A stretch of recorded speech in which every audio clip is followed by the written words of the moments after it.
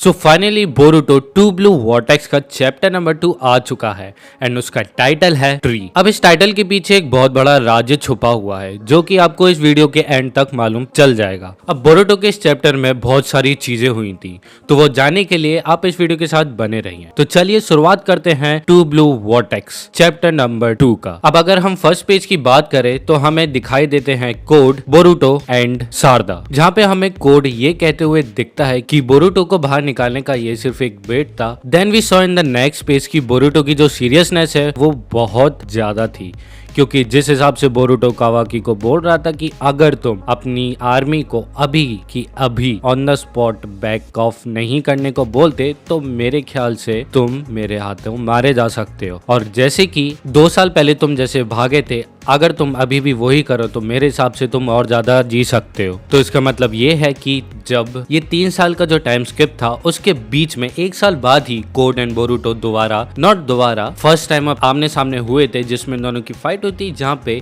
हमें क्लियरली देखने को मिल सकता है कि बोरुटो की इजीली विन हुई थी, जिसके चलते हुए कोड वहां से भाग गया था। बट आफ्टर 2 इयर्स कोड वापस आता है कोनोहा विलेज में बोरुटो से रिवेंज लेने, एंड उसका प्लान सक्सेसफुल हो जाता है क्योंकि बोरुटो उसके सामने आ जाता है। बट जिस हिसाब से उसने सोचा था उस हिसाब से बोरुटो के रिप्लाई आई नहीं, और वो सीधे उसको धमकी दे रहा था जान से मारने की, क्योंकि इन दी एंड बोरुटो का वो एक होम विलेज है।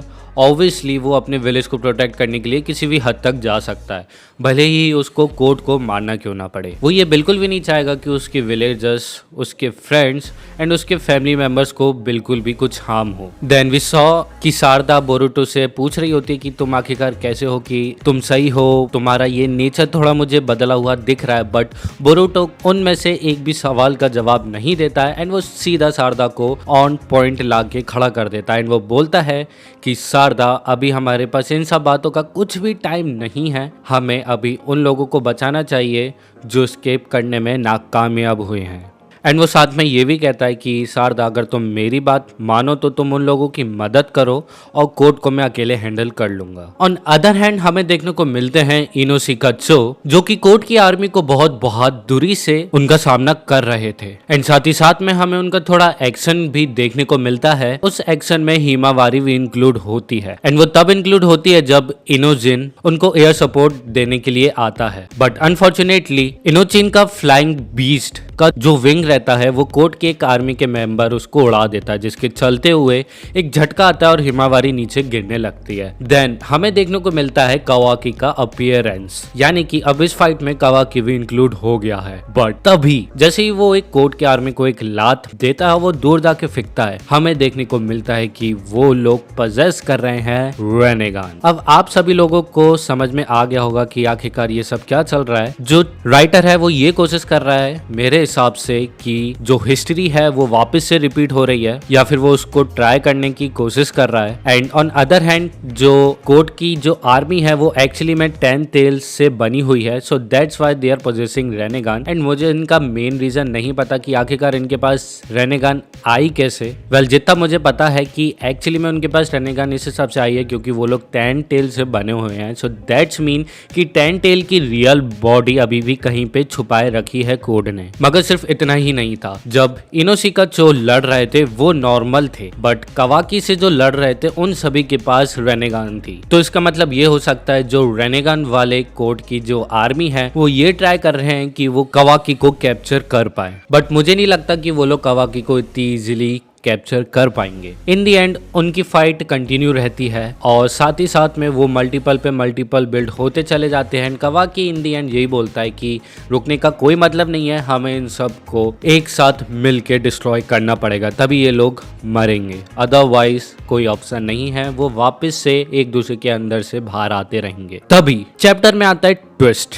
हमें देखने को मिलता है कि बोरुटो के ऊपर कोड की आर्मी अटैक कर रही होती है, but in the blink of an eye Boruto almost 10 claws को मार डालता है इंस्टेंटली, एंड वो सारे के सारे 2 हिस्सों में कटे हुए थे। और ये देख के कोड समझ जाता है कि बोरुटो सच में सीरियस है, एंड कोड बोरुटो को यही सेम रिप्लाई देता है। बट बोरुटो उसका रिप्लाई का जवाब देते हुए बोलता है कि अगर तुम अभी भी अपनी हरकतों से नहीं मानोगे तो मुझे कुछ टाइम नहीं लगेगा इन सबको खत्म करने में। तो कोड इसका रिप्लाई रिप्लाई देते हुए बोलता है कि वैसे भी मुझे कोई घंटा फर्क नहीं पड़ता, क्योंकि इसके लिए क्लॉज एक टूल के बराबर है जिसको वो इस्तेमाल कर रहा है अपने फायदे के लिए। और इसका जवाब देते हुए बोरुटो बोलता है कि ये तुम बहुत ज्यादा हिलेरियस बात कर रहे हो और तुम बिल्कुल भी नहीं समझ पाओगे कि आखिरकार 10 टेल्स क्या है। एंड जब कोड ये बात सुनता है तो उसके चेहरे पे थोड़ा सा रिएक्शन चेंज होता है, बट देन हम ये देखते हैं कि सारदा एक्शन में है। वो अपना फायरबॉल जुत्सु एंड चिदोरी का इस्तेमाल करते हुए जितने भी क्लॉज के आर्मी है उन सबको मार रही थी। एंड देन इंस्टेंटली एक क्लॉज पीछे से उठता है एंड वो सारदा पे अटैक करता है, बट सारदा को बचाने के लिए सोगोई सान बीच में कूदता है एंड वो अपनी बलि चढ़ा देता है। अब ये सीन देख के आप बहुत ज्यादा चौंक जाओगे, क्योंकि जब क्लॉज को काटता है तो वो एक मैसिव ट्री में बदल जाता है। तो ये साफ साफ दर्शा रहा है कि claws and 10 tails and Code ये सब कुछ रिलेटेड है। तो इसका मतलब 110% श्योर है कि हमें 10 टेल्स आने वाले टाइम में देखने को मिल सकता है। एंड फिर धीरे धीरे करते करते जितने भी जने थे वहां पे वो स्लोली कन्वर्ट होते जा रहे थे एक मैसिव ट्री में। एंड तभी हम देखते हैं नेक्स्ट पेज में कि कोड बोरुटो की बात का रिप्लाई दे रहा होता है एंड वो बोलता है कि हाँ मुझे पता है कि क्लॉज आखिर क्या है। वो